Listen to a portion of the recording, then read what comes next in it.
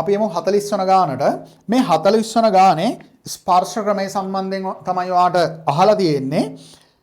මේ ස්පර්ශ ක්‍රමය ඔයගොල්ලෝ දන්නවා දැන් ගිය අවුරුද්දේ ඇහුවා ස්පර්ශ ක්‍රමය රචනා ප්‍රශ්නයක් විදිහට 2024 ඇහුවා සෝඩියම් කාබනේට් නිෂ්පාදනය කරන ක්‍රමය.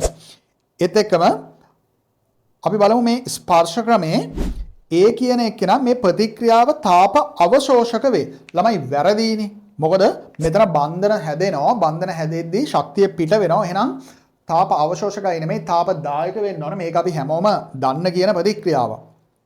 එහෙනම් ඒ කියන ප්‍රකාශය වැරදි විදිහට තමයි ඔයාලට පිළිගන්න වෙන්නේ. B මෙම ක්‍රියාවලිය සඳහා පොදුවේ භාවිතා කරන උත්ප්‍රේරකය යකඩ වේ. ඔයා දන්නවා V2O5 ගෑස් එක තමයි මෙතන පාවිච්චි කරන්නේ තැඹිලි පාට. එහෙනම් මේක වැරදි.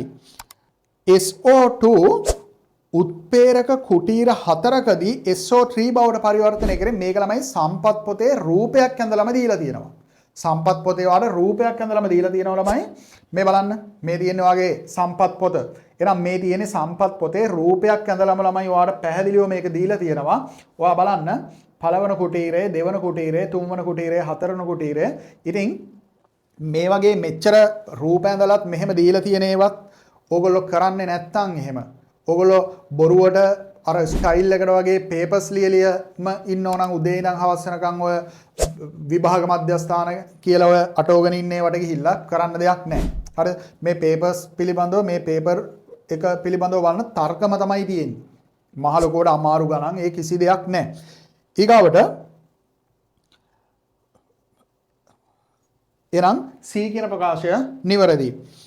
D කියන ප්‍රකාශයෙන් මෙම ක්‍රියාවලියේදී 1 ATMට වඩා වැඩි පීඩන භාවිතා නොවේ. ළමයි 1 ATM වලදී 99% ආශ්‍රිතවම ඵල ප්‍රමාණය වැඩි වෙන ඵල ප්‍රමාණය ලැබෙන හින්දා අපිට ඉහළ පීඩන පාවිච්චි කරන්න අවශ්‍යතාවයක් සිද්ධ වෙන්නේ නැහැ. මේක CD සත්‍ය වේ විදිහට තමයි ළමයි මේකට පිළිගන්න වෙන්නේ. එහෙනම් උත්තරේ අංක අපිට පිළිගන්න වෙනවා 3 කියලා.